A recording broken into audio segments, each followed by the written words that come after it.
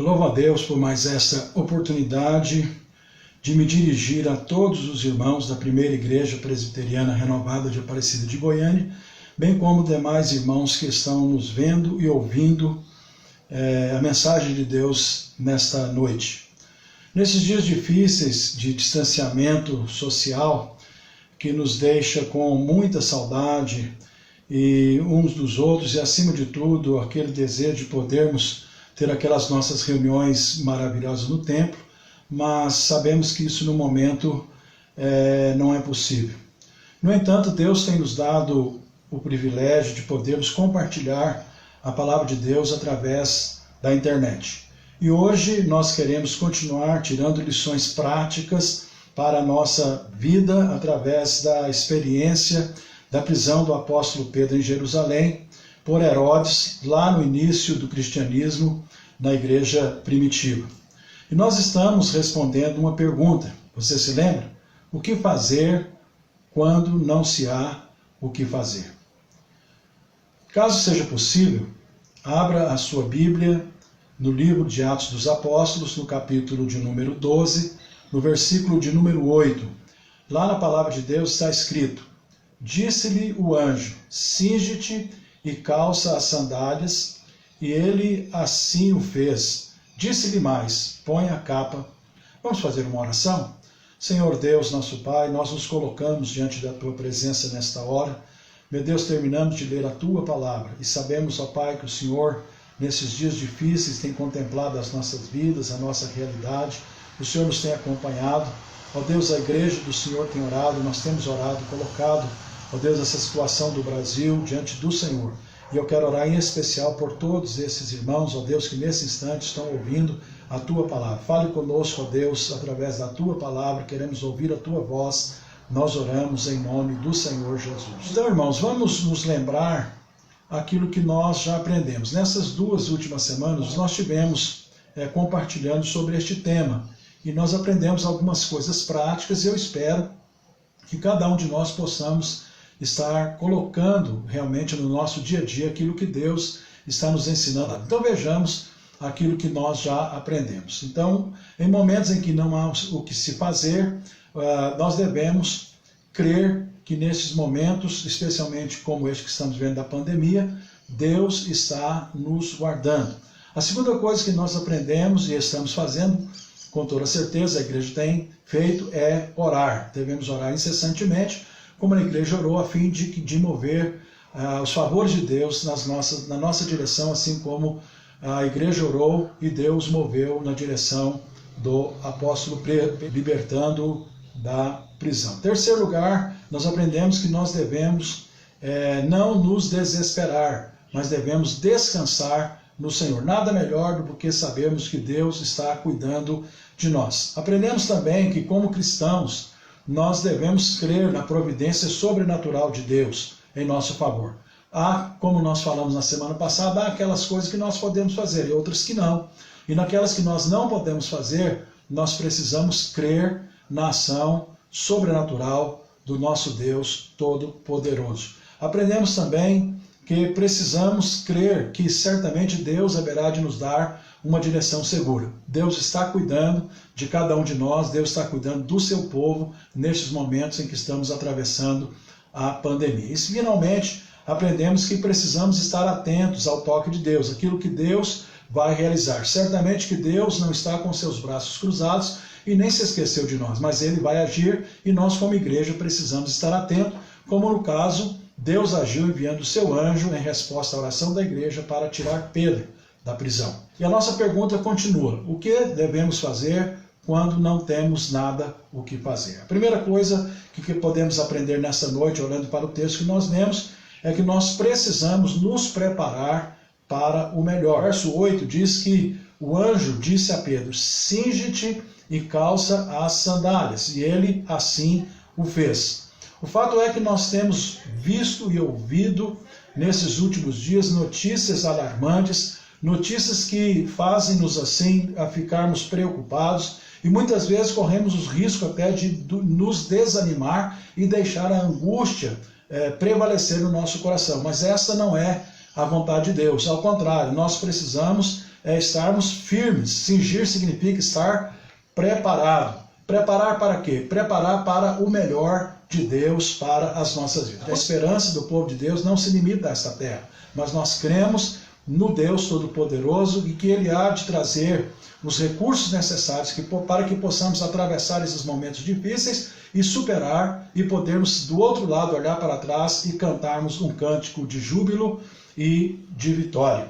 Lá no livro de Efésios, no capítulo de número 6, versículo de número 13, o apóstolo Paulo nos instrui dizendo: por isso, vistam toda a armadura de Deus para que possam resistir no dia mau e permanecer inabaláveis. Veja que o anjo tocou o lado de Pedro e mandou que ele pudesse se cingir, que ele pudesse se colocar pronto, em prontidão, com as suas roupas, para poder partir na ação de Deus em favor da sua vida. Dessa mesma forma, o apóstolo Paulo nos diz que nós devemos nos cingir, nos vestir da armadura de Deus para que possamos superar, resistir e vencer nos dias maus. Então nós precisamos nos firmar em Deus, na sua palavra e nas suas promessas, para que possamos atravessar este momento e certamente venceremos, porque Deus está conosco para nos ajudar e para nos fortalecer. Então tome a armadura de Deus, se revista do Senhor, da força do seu poder, se apegue ao Espírito Santo e creia na resposta de Deus através das suas orações. Em segundo lugar, nós aprendemos aqui com o texto que devemos seguir a direção de Deus pela fé. A Bíblia nos ensina que o justo, ele vive pela fé. A Bíblia diz que a esperança que se vê não é esperança. Logo, nós não vivemos por aquilo que nós vemos, nós não vivemos por aquilo que ouvimos e nem vemos nos telejornais e as notícias que chegam aos nossos ouvidos, mas nós vivemos pela fé no nosso Deus. E a nossa caminhada com Cristo não depende da circunstância, porque certamente Deus está no controle de todas as coisas. E o texto nos diz que Pedro então passou a seguir o anjo e não sabia se era real. Mas uma coisa ele sabia, já não estava mais preso, já não estava mais entre os grilhões, já não estava mais entre os soldados, mas agora ele já estava caminhando livremente para um novo caminho, para um novo momento da sua vida, que Deus havia libertado ele da prisão e ele haveria de viver a partir de então. É dessa forma que nós cremos. Às vezes a situação pode durar alguns dias, mas certamente que Deus haverá de nos colocar num novo momento, em um novo caminho, mesmo que a gente não entenda como será, mas certamente Deus o fará e Deus nos dará um novo caminho, uma nova direção, e nós precisamos crer e caminharmos na direção que Deus nos der para que possamos alcançar a libertação e a vitória que Deus tem para nós nesses dias. Então não fique pensando no pior, mas resista e espere que Deus vai nos dar a direção certa. Não é assim como Deus conduziu Pedro para a liberdade. Então a lição que nós tiramos aqui é que é necessário nós seguirmos a vontade de Deus e deixar Deus conduzir as nossas vidas. A Bíblia, ela nos ensina lá no Salmo 37, versículo 4 e 5, que nós devemos nos agradar de Deus. Eu creio que nós estamos vivendo um momento oportuno, um tempo quando estamos mais em casa, temos mais tempo, podemos refletir mais em Deus, na sua palavra, e nós podemos procurar nos aproximar de Deus, agradar o Senhor com toda a nossa vida, e a Bíblia nos diz que quando nós agradamos ao Senhor, nós podemos entregar o nosso caminho ao Senhor, e o mais Ele vai fazer em favor das nossas vidas. Portanto, procure agradar a Deus, procure se aproximar de Deus, procure renovar a sua caminhada, o seu compromisso, a sua aliança, e Deus vai conduzir não só o seu caminho, mas vai conduzir o caminho da nação brasileira, porque a igreja tem orado, a igreja tem buscado ao Senhor, e tempos melhores, tempos de refrigérios, tempos de bênção, tempos de graça e de comunhão, Deus haverá de nos conduzir, assim como Deus conduziu Pedro, tirando ele da prisão e levando ele para um novo tempo na sua vida. Pode crer, meu amigo, meu irmão, que este novo tempo está chegando e Deus vai nos conduzir, e nós precisamos andar na direção que Deus haverá de dar ao seu povo, à sua igreja e a cada um de nós. Em terceiro lugar, nós aprendemos que Deus, Ele vai abrir novas portas para o seu povo.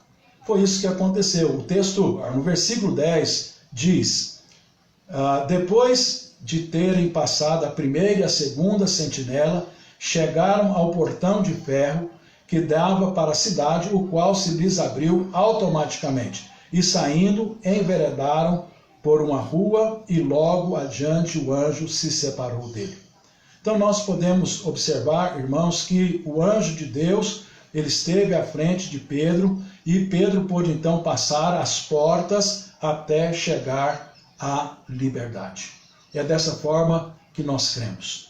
Podemos sim estar achando demorado, podemos estar assim achando entediante essa situação, mas não perca a esperança. Aliás, renove-se no Senhor, alegre-se em Deus, porque Deus vai abrir novas portas. Essa também é a nossa fé. Tempos novos, tempos bons, tempos de regozijo virão, e logo nós poderemos estar celebrando ao nosso Deus novamente. E nós observamos o seguinte: quando Deus está na frente das nossas vidas, as portas, elas vão se abrir naturalmente. Irmãos, nós não estamos presos pelas mãos dos homens, mas nós estamos vivendo um momento difícil, um momento que não é apenas nosso, não é apenas da igreja, é um momento de toda a sociedade, é um momento da humanidade, mas nós sabemos que Deus está acima das circunstâncias. E na mesma situação,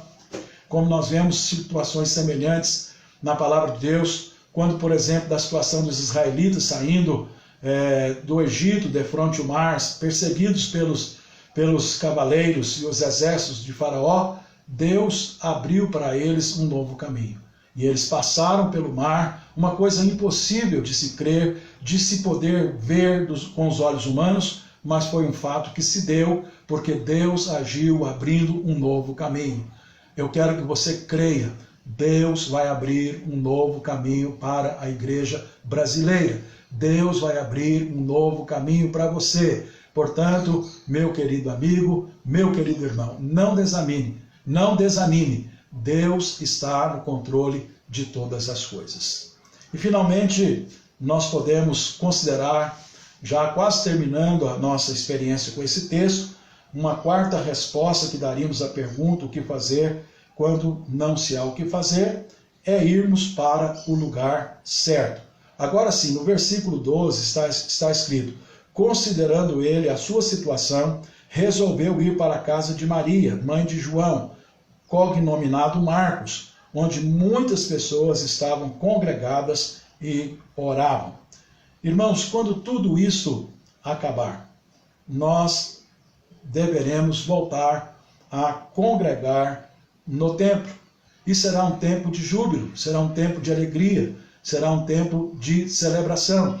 Portanto, ainda que os dias se prolonguem, eu quero dizer a você que você não deve deixar de ter essa ideia muito clara na sua mente e no seu coração. Ao passar todas essas coisas, nós vamos nos reunir na casa de Deus, no templo, na igreja, para fazermos uma grande festa espiritual, um grande culto de louvor, adoração e celebração ao nosso Deus. E estaremos sim juntos na presença do Senhor, e será um tempo de refrigério e de alegria. Pedro, ao se ver livre da prisão, ao se ver livre das cadeias, o primeiro lugar que ele foi para onde a igreja estava congregada, na casa de Maria, mãe de João Marcos. E lá o povo de Deus estava reunido.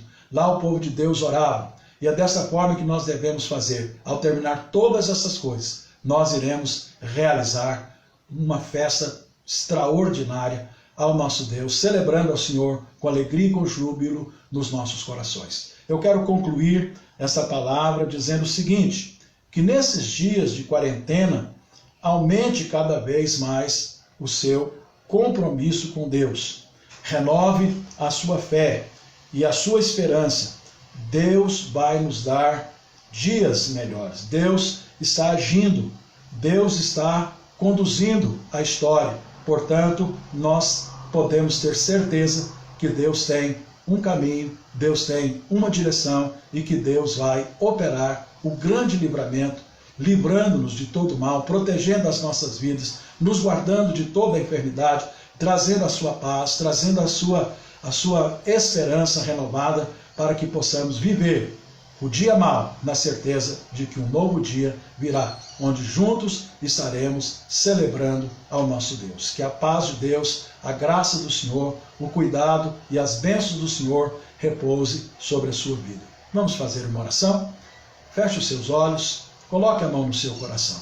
Senhor Deus Todo-Poderoso, em nome de Jesus, eu quero te louvar pela vida deste meu irmão, quero te louvar pela vida desta minha irmã, quero te louvar, meu Deus, por esta família, por este prezado e querido ouvinte, meu Deus, que pôde ver e assistir, ó Deus, essa mensagem. Ó Pai, eu oro agora que as mãos abençoadoras do Senhor estejam atuando, assim como atuou na vida do apóstolo Pedro, livrando ele daqueles momentos difíceis, ó Deus, ali nas prisões de Herodes, e levando ele a voltar-se, a congregar e a reunir-se com o seu povo na casa de Maria, mãe de João Marcos. Dessa forma, ó Deus, eu oro que a tua paz, a tua graça seja sobre o teu povo e que breve, muito breve, a igreja do Senhor possa estar congregada, reunida no templo para celebrar o teu nome. Assim eu oro, ó Deus, em nome do Senhor Jesus.